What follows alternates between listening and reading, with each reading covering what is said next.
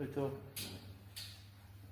Sad, vi nemojte ništa, sad se okreni ovamo, uzmi to iz džepa i tamo gdje pišu 3 slova to sad uzmi.